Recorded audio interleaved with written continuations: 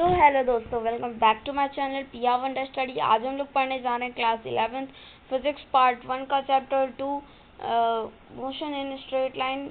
इसकी मैंने part 1 video डाल चुकी है। अब मैं दूसरी पार्ट की वीडियो कंटिन्यू कर रहा हूँ, जिसमें हम मोशन इन स्ट्रेट लाइन के बारे में पढ़ेंगे, इसके टाइप्स पढ़ेंगे। इसकी पार्ट 1 वीडियो में मैंने इसके कुछ टॉपिक्स को आपको बताया था। ये चैप्टर लॉन्ग है, मतलब ये 2-3 पार्ट वीडियोस में हम कवर कर लेंगे इस चैप्टर को। और मैं सोच रहा हूँ कि अगर जो हमारा चैप्टर्स रहेंगे उनके मैं पर इक्वेशन वाली वीडियोस लाऊंगा, जिसमें हम ऑलरेडी इक्वेशंस बस सॉल्व करेंगे। मतलब बीच लेक्चर में हम इक्वेशन को सॉल्व नहीं करेंगे। हम अलग से एक वीडियो लाएंगे जिसमें हम इक्वेशन के साथ सॉल्व करेंगे। अब आगे बढ़ते हैं तो हमारा पहला सेकेंड चैप्टर है मोशन इन स्ट्रेट लाइन। उसमें आता है मैकेनिक्स। मैकेनिक्स के दो टाइप होते हैं, काइनेमेटिक्स और डायनामिक्स। काइनेमेटिक्स में हम इफेक्ट के बारे में जानते हैं और डायनामिक्स में हम कॉज के बारे में जानते हैं। काइनेमेटिक्स यानी इफेक्ट यानी अंतर के बारे में, और डायनामिक्स में कॉज यानी कारण के बारे में। जैसे कि काइनेमेटिक्स में हमने एक गोली बाई को देखा, यानी मतलब एक लड़के को देखा जिसने एक बॉल को एक पिच या ग्राउंड में किक मारा। उसको किक मारा तो वो जो बॉल है वो ऊपर की ओर गई और फिर वो जाकर मतलब सरफेस एरिया यानी तो या वो ग्राउंड के या तो पिच के लेवल में आई, और फिर पहले ऊपर गई, मोशन हुआ, उसमें एक्सेलरेशन हुआ और वो ऊपर जाकर फिर नीचे आई। तो उसमें जो काइनेमेटिक्स में आ जाएगा, उसमें आएगा मोशन, कितनी स्पीड थी उसका, कितना मतलब कितनी स्पीड थी, कितनी डिस्टेंस उसने कवर की, कितना उसका डिस्प्लेसमेंट रहा, वो सब चीज़ों के बारे में हम जानते हैं काइनेमेटिक्स के बारे में। और वही चीज़ डायनामिक्स के बारे में जानेंगे। डायनामिक्स के बारे में जानेंगे तो डायनामिक्स में हम जानेंगे जैसे कि उसमें कितना फोर्स लगा, उसमें कितना वर्क हुआ, उसमें कितनी एनर्जी लगी, तो उसके बारे में हम जानते हैं डायनामिक्स में। ब्रांचेस ऑफ फिजिक्स की बात करें तो जो हमारी साइंस है वो 3 पार्ट्स में डिवाइड है, physics, chemistry and bio. Physics, chemistry and bio, तो उसमें से एक पार्ट है जो हमारा है फिजिक्स, इसीलिए इसे ब्रांचेस ऑफ फिजिक्स में रिप्रेजेंट कर रहे हैं। अगर हम आगे चले तो हमारा आता है rest in motion. Rest in motion की बात करें तो जैसे कि मैं एक एग्जांपल लेता हूँ। अगर हमारे सामने एक स्कूल बस है जिसमें बच्चे हैं, वो जा रही है, स्कूल बस चल रही है जिसकी स्पीड है 10 मीटर पर सेकेंड, और एक बॉल है जिसे एक लड़की ने किक किया है, वो जा रही है 10 मीटर पर सेकेंड की स्पीड से, वो भी जा रही है। और जो एक लड़का है या तो लड़की है, कुछ भी है, मतलब एक ऑब्जर्वर है, मान लीजिए एक ऑब्जर्वर है जो खड़ा हुआ है एक पाथवे पे, स्ट्रीट पाथ पे, मतलब रोड के किनारे खड़ा हुआ है। तो वो ऑब्जर्व कर रहा है, उस सिचुएशन को ऑब्जर्व कर रहा है, वो देख रहा है कि क्या हो रहा है। तो अगर मैं बोलूँ कि आपसे कि सिचुएशन जो फर्स्ट थी हमारी, जो बस चल रही है और वो कार चल रही है, तो बस के अंदर जो बच्चे बैठे हैं वो अगर बॉल को देखेंगे तो उन्हें कैसे लगेगी, बॉल रेस्ट में लगेगी या मोशन में लगेगी। तो बॉल, ऑब्वियसली बात है, आप भी कैसे कहेंगे, नहीं बॉल तो बच्चों को मोशन में लगेगी क्योंकि वो उसके साथ साथ जा रही, बट बच्चों को वो रेस्ट में लगेगी क्योंकि दोनों एक बराबर ही स्पीड में, कांस्टेंट स्पीड में चल रहे हैं। तो कुछ ही लोगों को मतलब हाँ लगेगी भी कि हाँ वो मोशन में नहीं, रेस्ट में होगी, क्योंकि दोनों की स्पीड बराबर है, तो वो दोनों साथ ही साथ जा रहे हैं। तो ऐसा भी तो नहीं हो रहा कि बच्चे देख रहे हैं और बॉल उनके से पीछे चली जाए, ऐसा नहीं हो रहा, बॉल उन्हीं के साथ ही साथ जा रही है, तो उसे हम रेस्ट में कहेंगे। और उसी तरह अगर वो ऑब्जर्वर को देखें या तो मैन को देखें, तो वो जो मैन है या तो ऑब्जर्वर से कहें, तो वो जो बॉल को देख रहा है तो मतलब उसे मोशन में दिखेगा। क्यों?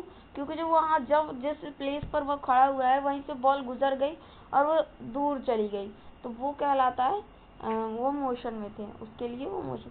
बट दोनों सिचुएशन में दोनों ही सही हैं, मतलब जो चिल्ड्रंस हैं ये तो ऑब्जर्वर है, दोनों ही ऑब्जर्वर हैं, बट चिल्ड्रन और मैन जो हैं वो दोनों ही अपनी अपनी सिचुएशन में सही हैं, मतलब दोनों इक्वली कनेक्टेड है, दोनों एक दूसरे से कनेक्ट है। अब फ्रेम ऑफ रेफरेंस की बात करें, फ्रेम ऑफ रेफरेंस में जैसे मैंने बात किया कि धरती गोल गोल घूमती है, तो आप बात करेंगे धरती, हाँ धरती तो ऑब्वियसली गोल गोल घूमती है, तो आप ये कैसे नहीं सोचते कि अगर धरती गोल गोल घूमती होगी तो हम भी तो गोल गोल घूमते होंगे ना, क्योंकि धरती के ऊपर तो हम भी हैं, तो हम भी गोल गोल घूम रहे होंगे। तो फ्रेम ऑफ रेफरेंस की बात करें तो अगर जैसे कि मैं बात करूं कि आपके पास से कोई चीज़ जा रही है और वो मान लीजिए कि मैं आपसे एक एग्जांपल देता हूँ। अगर आप आपकी मतलब पाथ जितना मतलब आप देख रहे हैं, आप एक एरोप्लेन को देख रहे हैं, ठीक, आप एक एरोप्लेन को देखिए जो आपसे या तो 1000 मीटर ऊपर या तो बहुत ही ज़्यादा हाइट पर है आपसे, उसे देखेंगे, ठीक। और उसी जगह पर आप एक बाइक को देखेंगे जो आपके सामने से गुजर रही है, और उसी जगह पर आप एक एरोप्लेन को देखेंगे। एरोप्लेन जो है वो ऊपर उड़ रही है और वो नीचे उड़ रही है। अगर आप एरोप्लेन को देखेंगे तो वो आपको धीमी धीमी जाती हुई दिखेगी, आराम आराम से, और उसी जगह पर अगर बाइक को देखेंगे तो आपके सामने से चली जाएगी जल्दी से। तो वो जैसे आप उसके फ्रेम ऑफ रेफरेंस से देखें तो आपके लिए तो वो एरोप्लेन जो वो बहुत बड़ी है तब भी आपको छोटी दिख रही है, उसी तरीके तो आपको छोटी दिख रही है, और उसकी स्पीड अगर 100, 150, 200 किलोमीटर पर आवर भी है तो आपको बहुत धीमी दिख रही है। और वही बाइक जो या तो 13, 14 या 20 किलोमीटर पर स्पीड से है, वही बाइक आपको बहुत तेज स्पीड में दिख रही है, वो होता है फ्रेम ऑफ रेफरेंस। उसी की बात करें तो अगर 5 किलोमीटर का हम ट्रैक ले लें, उसके में एक हम बाइक ले लें, तो बाइक अगर उसमें चल रही है तो वो 5 किलोमीटर के ट्रैक में वो जो बाइक है वो बहुत ही छोटी है, उसका फ्रेम ऑफ रेफरेंस मतलब बहुत छोटा है, वो होता है फ्रेम ऑफ रेफरेंस। अब पोजीशन ऑफ पॉइंट की बात करें, पोजीशन ऑफ पॉइंट यानी किसी भी चीज़ से पोजीशन ऑफ पॉइंट में एक ऑब्जर्वर का होना जरूरी है। अगर ऑब्जर्वर उसे डिटेक्ट कर रहा है वो होता है पोजीशन ऑफ पॉइंट। इसे एक्टिविटी ग्राफ से निकाला जाता है। जैसे कि हमने कोऑर्डिनेट बढ़ा दिया, उसी को हम 1 डायमेंशनल, 2 डायमेंशनल, 3 डायमेंशनल की बात करते हैं, जिसमें हम कोऑर्डिनेट बढ़ाते हैं। जैसे 0.0,0 हो गया तो वो 1 कोऑर्डिनेट 1 डायमेंशनल पोजीशन, फिर 2 डायमेंशनल पोजीशन में वो मतलब नहीं 1 में इक्वली 1 वर्ड यानी 1 नंबर। उसी की जगह दूसरी बात करें तो उसमें कोऑर्डिनेट बढ़ जाता है। आपने कोऑर्डिनेट वाला क्लास 10th में मैथ में चैप्टर पढ़ा ही होगा। उसी जगह कोऑर्डिनेट बढ़ते जाते हैं, वो होता है डायमेंशनल पोजीशन। अब उसी के आगे की बात करें, नहीं इसी थोड़ा सा भी हम इसमें ही थोड़ा जान लेते हैं कि जैसे पोजीशन ऑफ पॉइंट में ऑब्जर्वर का होना ज़रूरी है। अगर ऑब्जर्वर नहीं रहेगा तो पोजीशन ऑफ पॉइंट नहीं रहेगा। जैसे कि आपने यहाँ से यहाँ तक कहीं से कहीं तक की मतलब दूरी तय की, किसी रोड या पाथवे में आपने यहाँ से यहाँ रोड क्रॉस किया, तो वो होता है अगर इस पोजीशन से आप उस पोजीशन की ओर जाएं तो वो होता है पोजीशन ऑफ पॉइंट। अब उसके आगे बढ़ते हैं तो डिस्टेंस, इसको हम जल्दी जल्दी इसलिए कवर कर रहे हैं, अगर आपको करना है तो आप इसकी स्पीड स्लो करके भी देख सकते हैं। जैसे हम जल्दी जल्दी गई क्योंकि रैपिड रिवीजन है तो इस कारण से हम जल्दी जल्दी कंप्लीट कर रहे हैं। डिस्टेंस एंड डिस्प्लेसमेंट की बात करें तो डिस्टेंस एक तो जैसे कि मैंने कह दिया कि एक कार गई, एक जो कार है वो मतलब जैसे कि मैंने बात की, एक कार जो है वो एमपी से कहाँ जाती है, एमपी से जाती है, मान लीजिए कि एमपी से गई वो गुजरात की ओर, तो गुजरात वो मान लीजिए कि 1000 किलोमीटर मतलब गई। ये मुझे एक्चुअली तो नहीं पता, मैं बोल दे रहा हूँ 1000 किलोमीटर गई। इसमें भी जैसे बताया जा रहा है कि जैसे कि यहाँ से कोई यहाँ नहीं रुकी,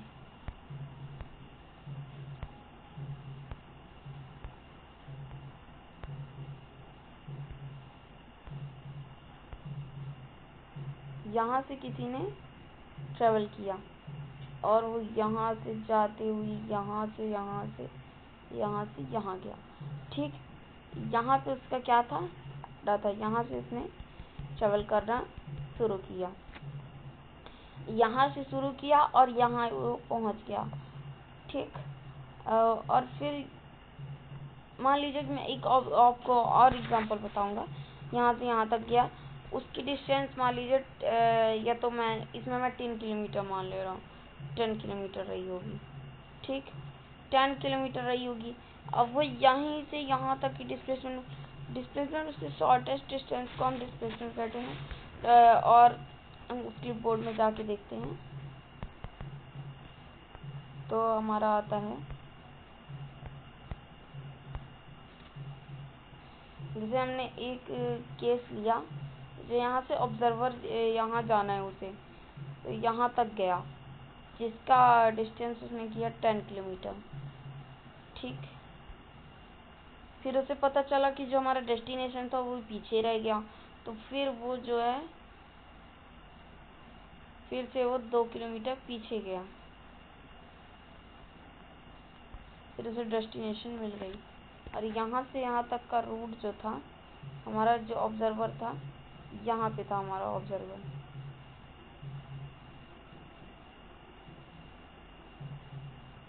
यहाँ पे हमारा ऑब्जर्वर था, यहाँ पे ऑब्जर्वर था।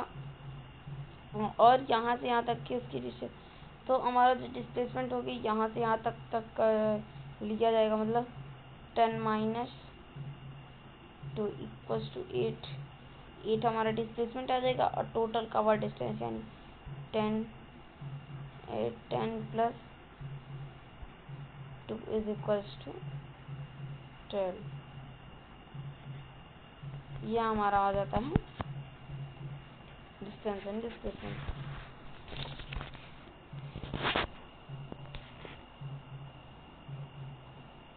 इसमें कई सारे केस आते हैं, जो मैंने आपको एक सर्कल वाला भी बताया था, चलिए मैं आपको बता ही देता हूँ।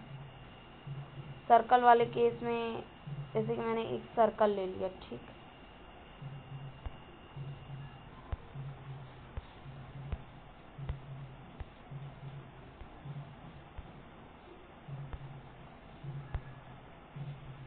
जैसे कि हमने एक सर्कल लिया, सॉरी,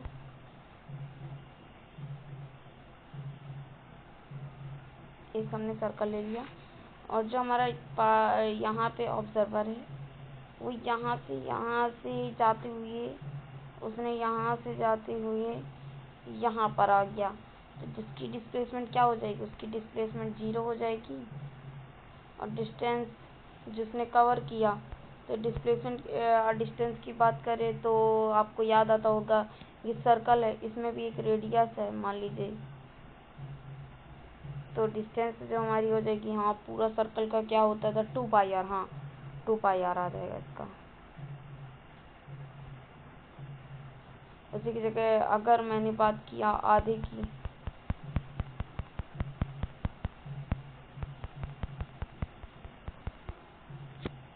आधे सर्कल की, चलिए बात करते हैं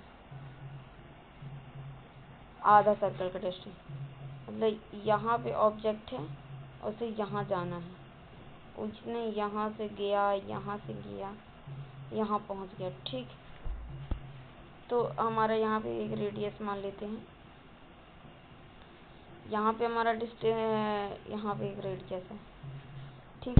यहाँ से यहाँ तक का मतलब आधा गया है, तो 2 पाई आर, यानी 2 पाई आर डिस्टेंस रहा होगा, 2 पाई आर यानी डिवाइडेड आधा है, तो 2 पाई आर को हम डिवाइड कर देंगे 2 से, तो हमारा क्या बचेगा, पाई आर। उसी की जगह आगे बात करते हैं हम, तो हमारे डिस्प्लेसमेंट में आता है, तो डिस्प्लेसमेंट की बात करें तो हमारा आ जाएगा, जैसे पाई आर है तो हाँ 2 पाई आर, यहाँ साइड भी तो रेडियस होगा ना, तो क्या हो जाएगा हमारा 2 रेडियस हमारा हो जाएगा डिस्प्लेसमेंट। इसी तरह चलिए आगे चलते हैं। Speed and velocity, speed magnitude या डायरेक्शन में होता है, एक स्केलर क्वांटिटी है, वेलोसिटी एक वेक्टर क्वांटिटी है, यही होता है। आपने एवरेज स्पीड और एवरेज वेलोसिटी की बात करें तो एवरेज स्पीड जो होता है हमारा total distance over total time taken होता है, और total displacement for total time. और इसमें स्पीड एंड वेलोसिटी का एक एग्जांपल दिया हुआ है। इसी के बाद एक्सेलरेशन की बात करें तो एक्सेलरेशन किसी भी चीज़ को हमें आगे बढ़ाने में, एक्सेलरेशन या तो किसी की चीज़ की स्पीड बढ़ाने में जो मतलब कि किसी की चीज़ को स्पीड जब बढ़ती है तो एक्सेलरेशन होता है, वहाँ पे एक्सेलरेशन होता है। ये वेक्टर क्वांटिटी है, इसकी एसआई यूनिट मीटर पर सेकेंड है, इसके एसआई यूनिट मीटर पर सेकेंड है। इसमें बताया भी गया है यूनिफॉर्म और नॉन यूनिफॉर्म, ये एक्सटीवीटी ग्राफ है। तो चलिए, हमारा जो वीडियो है 15 मिनट का यानी 15 मिनट का हो गया है। तो चलिए, आज के लिए बस इतना ही। Thanks for watching. अगर आपने मेरे चैनल को सब्सक्राइब नहीं किया है तो आप कर लीजिए और लाइक भी कर दीजिएगा, और मेरे चैनल की जल्दी से जल्दी नोटिफिकेशन पाने के लिए बेल नोटिफिकेशन को भी ऑन कर दीजिएगा। Thanks for watching. Bye bye दोस्तों।